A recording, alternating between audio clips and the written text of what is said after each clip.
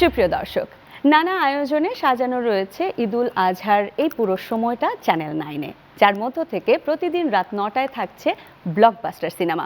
সেই সিনেমাগুলোর পেছনের গল্প, সেখানকার শিল্পী ও কলাকুশলীদের অভিজ্ঞতা কেমন ছিল, সেই সকল গল্প নিয়েই সাজানো হয়েছে মেরিল সিরাম সোববার নিবেদিত তারার সিনে গল্প। সুপ্রিয় দর্শক, আমাদের আজকের আলোচনা হবে বাংলাদেশের বহুল জনপ্রিয় এবং আলোচিত চলচ্চিত্র, ক্রাইম ড্রামা চলচ্চিত্র দাগি, যেটা অলরেডি সবার ভীষণ ভালো লাগা কাজ করেছে যে চলচ্চিত্রের প্রতি। চলুন ট্রেইলারটা আরেকবার দেখে নেই।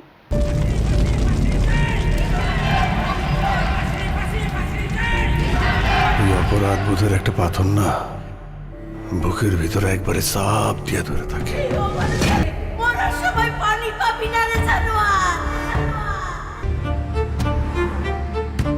হঠাৎ সাইডা দিল যে আব্বা আমি পালে আসি না। সত্যি আইনের শাস্তি ভোগ করছে সে, কিন্তু সমাজের হিসাব বাকি আছে। আমি চাই না একজন দাগির পরিচয়ে পরিচিত হোক। প্রথম চলচ্চিত্র নির্মাণের প্রায় 10 বছর পরে তিনি আবারও দাগি নিয়ে হাজির হলেন বড় পর্দায়। আমাদের তো দাগি একদম মনে দাগ কেটে গেছে, কিন্তু পরিচালক শিহাব শাহীনের অভিজ্ঞতাটা কিংবা জার্নিটা কেমন ছিল, চলুন জেনে আসি তার কাছ থেকেই।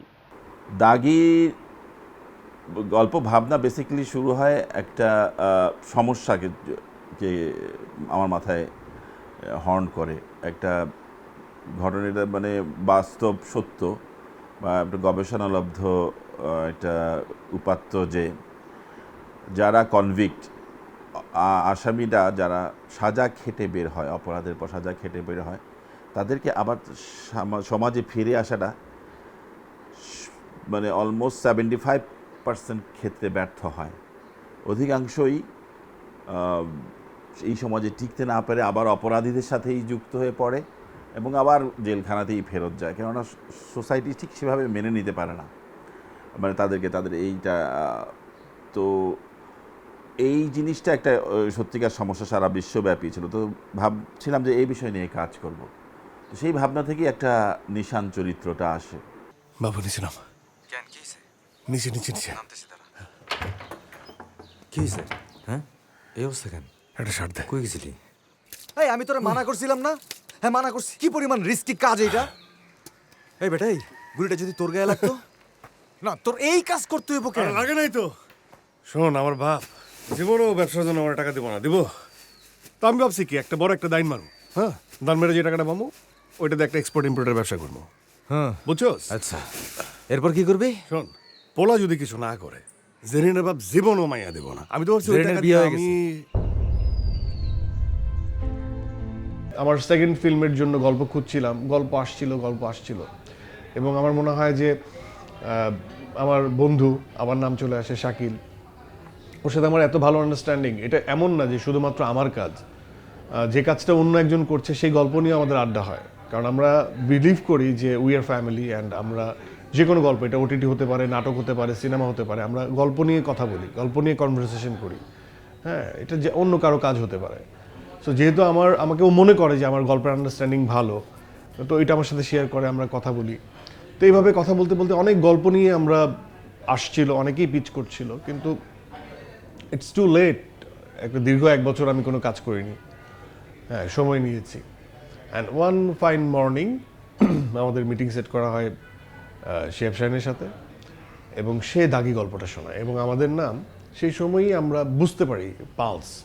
এবং আমার মনে হয় যে আমার মনে আছে আমরা দুজনের দিকে তাকিয়েছিলাম, আমি আর শাকিল, অ্যান্ড বোথ মানে ওই গল্পটা আমাদের ভালো লেগেছিল, তাই না?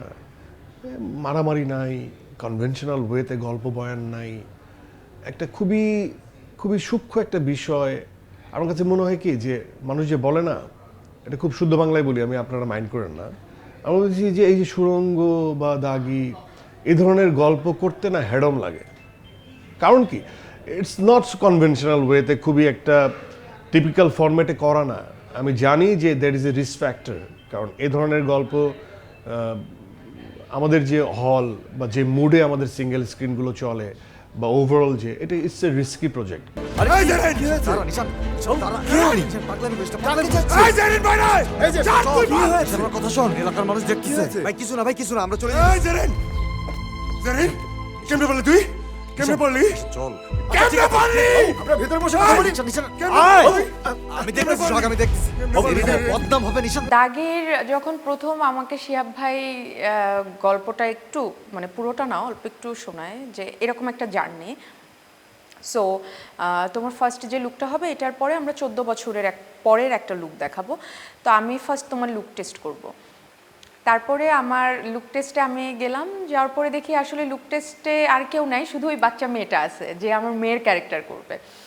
এবং লাকিলি আমি বলবো ওই মেয়েটার সাথে আমার চেহারার এত মিল, তো যখন ও আর আমি পাশাপাশি এইভাবে ধরলাম, শিহাব ভাই দেখলো, দেখে আমরা একটু কথা বলতেছিলাম, শিহাব ভাই দেখে বললো ডান, ভাল লাগতেছে মা, ভাইব দেওয়া সম্ভব। সুপ্রিয় দর্শক, আপনারা দেখছেন মেরিল সিরাম সোববার নিবেদিত তারার সিনে গল্প আয়োজনটি। এ পর্যায়ে একটা বিরতিতে যাচ্ছি, বিরতির ভাগে আবারও ফিরে আসবো গল্প নিয়ে, সাথে নিশ্চয়ই থাকবেন।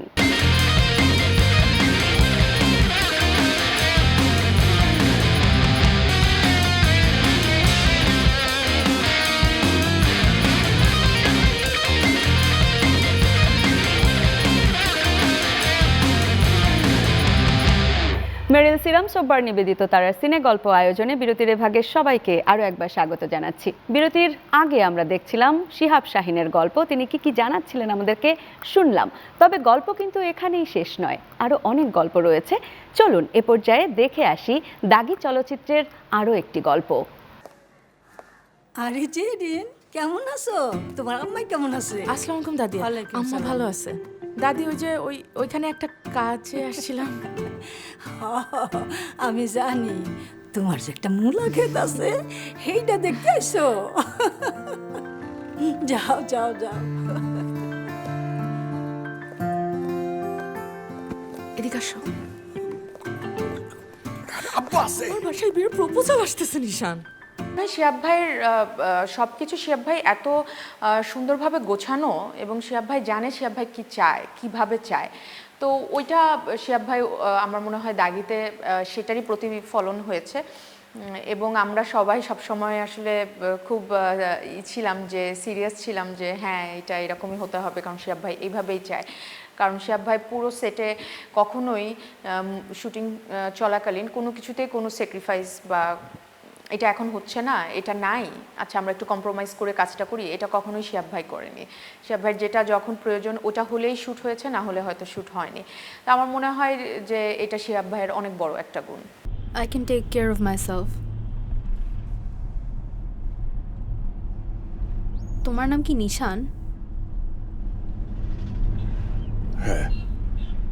নিশান মানে কি? চিহ্ন, সাইন। সাইন।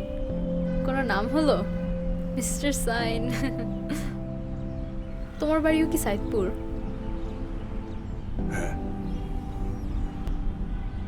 আমার দাদু বাড়িও ছিল সাইদপুর, এখন নেই, সবাই ঢাকায় চলে এসেছে। একজন প্রডিউসারের কাজ অনেকগুলো কি মেম্বার নিয়ে কাজ করা, সেটাও কাজ। শুধুমাত্র একজনের সাথেই কাজ করবে এটাও ওর কাজ না, এটা আমারও কাজ না। তো বন্ধু হিসেবে আমাদের এই আন্ডারস্ট্যান্ডিং থাকে যে আমিও যেমন ওকে উৎসাহ প্রদান করি, সবার সাথেই কাজ করা উচিত, আমার সাথেও কাজ করা উচিত। বাট আমি আসলে যোগ্য মানুষ বলতে প্রডিউসিং এটাও আগ বাড়িয়ে বলা হবে, প্রশংসা করা হবে, সব মিলিয়ে একটা প্যাকেজ থাকে না, সেটা আমি ওর মধ্যে পাই। আমি হয়তো বা এখনও খুঁজে পাচ্ছি না। হ্যাঁ, এটা অনেকে বলতে পারে safe play, obviously every single one is playing safe. And আমার মনে হয় যে এটা একটা বুদ্ধিমত্তার পরিচয় দিতে হয়, কারণ it's all about gambling. Cinema করাটাও একটা গ্যাম্বলিংয়ের মতো। In terms of the career সচেতনভাবেই প্লে করতে হবে। তো ওই কোরটা আমার কাছে খুব মনে হয় যে সেদিনই আমরা গল্পের কোরটা জেনে যাই দাগির। এবং C the character Masud on সুরঙ্গ, যে আসলে ধরে রাখতে পারলো না, আর দাগির নিশানটা হচ্ছে এতটাই ডাউন টু আর্থ, সে হয়তোবা একটু আলাদা, একটু প্যাশনেট অ্যাবাউট লাভ, ক্রেজি, যে আনইনটেনশনালি একটা অপরাধ করে ফেলে। কি করছিস? জেরিনের সাথে কি করছিস? দরজা বন্ধ করছিস কেন? বল, কথা বল, কথা বল, বাচ্চা তুই দরজা বন্ধ করছিস কেন? ঈশান!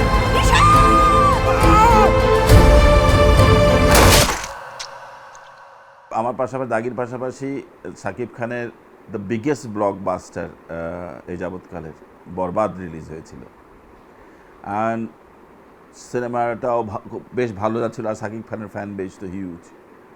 তো ওইটার পাশাপাশি আমরা দীর্ঘদিন মাল্টিপ্লেক্সে টক্কর দিয়ে দেশে বিদেশে করেছি, কিন্তু ওইটা হেল্প করেছে পরস্পরকে।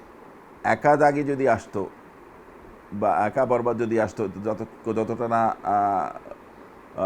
আকর্ষিত হতো, মানুষ আকর্ষণ করতো দর্শককে, পাশাপাশি আসাতে বরং এটা একজন একজনকে কমপ্লিমেন্ট করেছে। ছুঁয়ে যা আদরের এই উপহার। জেল থেকে আমি অনেক আশা নিয়ে বেরিয়েছিলাম যে সবকিছু হয়তো ভাগের মতো হয়ে যাবে, কিন্তু সবাই আমার সব আশা ধ্বংস করে দিছে। সুপ্রিয় দর্শক, চ্যানেল 9-এর পর্দায় আপনারা উপভোগ করছেন ঈদের বিশেষ আয়োজন মেরিল সিরাম সোববার নিবেদিত তারার সিনে গল্প। আয়োজনটির সাথে থাকবেন নিশ্চয়ই। একটা বিরতির পরে আবারও ফিরে আসছি।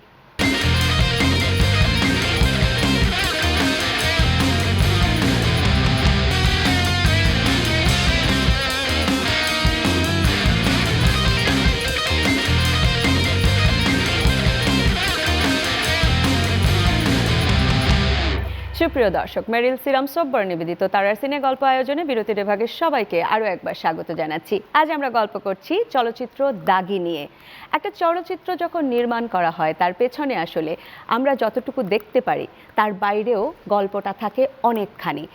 কোথায় যাচ্ছি, লোকেশন কোথায় থাকছে, কেমন করে সেই সময়টা কাটাচ্ছি, এই সকল গল্পই আপনারা শুনছেন আজকের এই আয়োজনে। চলুন আয়োজনে এবারে আরও একটি গল্প শুনে আসি। প্রায় 10 বছরের ঊর্ধ্বের সাজা সে ভোগ করে আসে। জেল ইজ নট, মানে আইনের কাছে তো শুধুমাত্র শাস্তি প্রদান না, তাকে শুধরে দেওয়ার একটা পায়তারা করা। সো আমি জেলটাকে রিহ্যাব সেন্টার বলতে পারি।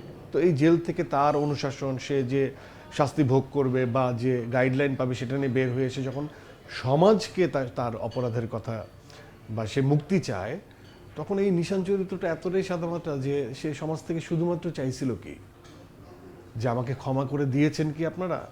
তারপর আস্তে আস্তে ধীরে ধীরে দিনকে দিন ভিতরের আত্মাটাও মেরা যায়। রঞ্জিতদা পাঠাইছে। তারপর এক সময় সবাই বদলায় যায়। ভালো মানুষ হয় নষ্ট, আর নষ্ট মানুষ হয় পিশাচ।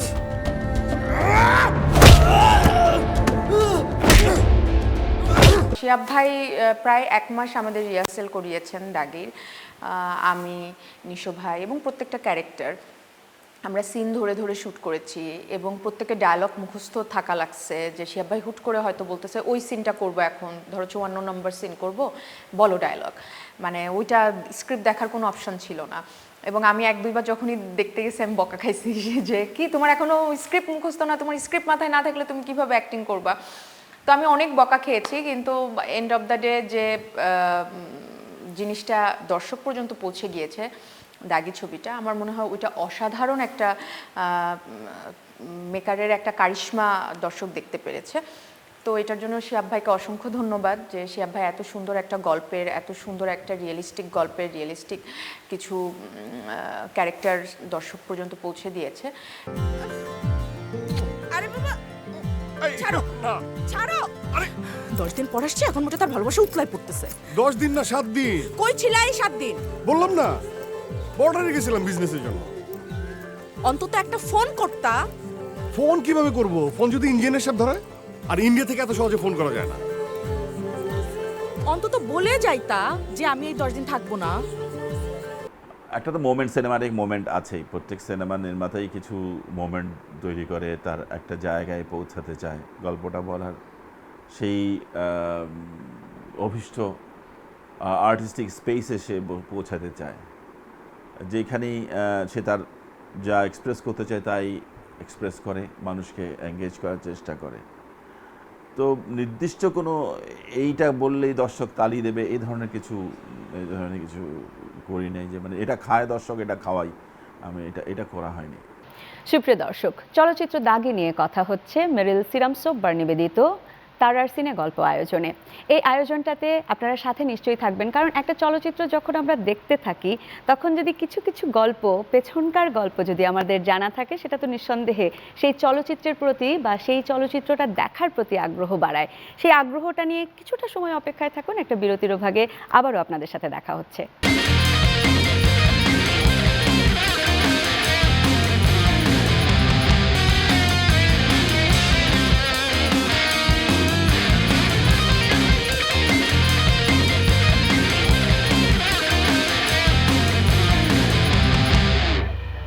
সুপ্রিয় দর্শক, বিরতির বিভাগে সবাইকে আরও একবার স্বাগত জানাচ্ছি। আপনারা দেখছেন চ্যানেল 9-এর পর্দায় ঈদের বিশেষ আয়োজন মেরিল সিরাম সোববার নিবেদিত তারার সিনে গল্প আয়োজনে।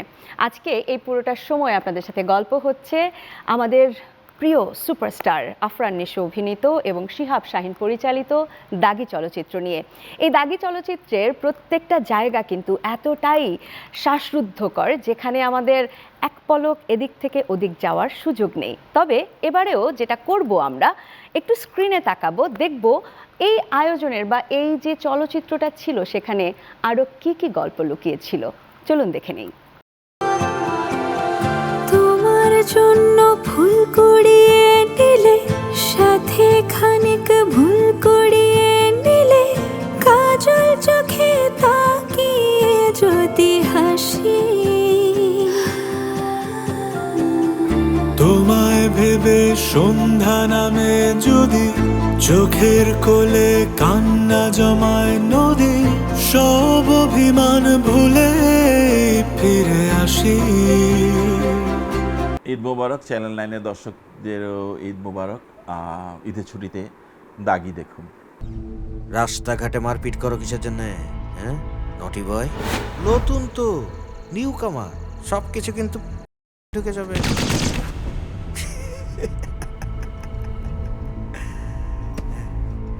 শোয়েব আমার লোক, তোমাকে শপিং মলে ঢুকতে দেখেছি, সেজন্যই তোমাকে ডাকলাম। আপনার কথা বললেই তো হইতো। তাহলে কি সিনেমায় টুইস্টটা হইতো? সবাইকে ঈদের অনেক অনেক শুভেচ্ছা, ঈদ মোবারক। আজকের দিনটা আমার কাছে অনেক বেশি স্পেশাল, কারণ এই প্রথম দাগি যারা আপনারা হলে দেখেছেন কিন্তু বাসায় বসে দেখতে চান সপরিবারে, তাদের জন্য আমিও বলবো একটা বিশেষ দিন, কারণ আজকে ঠিক রাত 9টায় চ্যানেল 9-এর পর্দায় আপনারা সপরিবারে দেখতে পারবেন দাগি। সো আপনারা প্লিজ যারা যারা দাগি দেখেছেন তারা তো দেখবেনই, যারা দাগি দেখতে পারেননি তারা আজ ঠিক রাত 9টায় চ্যানেল 9-এর পর্দায় দেখে ফেলুন আপনাদের সবার পছন্দের ছবি দাগি। सौ चाँद भी चमकेंगे तो क्या बात बनेगी, तुम आए तो इस रात की, तुम आए तो इस रात की औकात बनेंगे, खैरात में इतनी बड़ी दौलत नहीं मिलता। রাত 9টায় আপনাদেরকে দেখার সুযোগ করে দিচ্ছে, আমাকে দেখার সুযোগ করে দিচ্ছে। And আপনাদের সকলকে ধন্যবাদ। আমার জন্য দোয়া করবেন, আমার পরিবারের জন্য দোয়া করবেন, আর নিজের পরিবারকে ভালো রাখবেন। আল্লাহ হাফেজ, ঈদ মোবারক।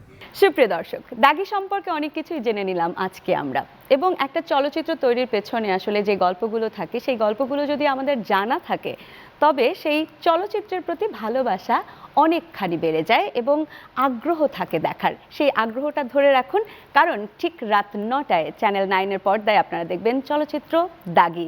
আর আগামীকাল আপনারা দেখতে পারবেন চলচ্চিত্র তাণ্ডব, যেটাতে অভিনয় করেছেন আমাদের সবার প্রিয় মেগাস্টার শাকিব খান এবং পরিচালনা করেছেন রায়হান রাফি। সেটা দেখব তো আমরা, কিন্তু তার আগে তো গল্প শুনতে হবে। গল্পগুলো আপনারা শুনতে পারবেন মেরিল সিরাম সোববার নিবেদিত তারার সিনে গল্প আয়োজনে। সেই গল্পের অপেক্ষায় থাকুন। আর আজকের মতো আমি নাহিদা আফরোজ সুমি বিদায় নিচ্ছি মেরিল সিরাম সোববার নিবেদিত তারার সিনে গল্প আয়োজন থেকে। আর এর মাঝখানে অবশ্যই আপনারা ঈদের সবটুকু আনন্দ উপভোগ করতে থাকুন চ্যানেল 9-এর পর্দায়।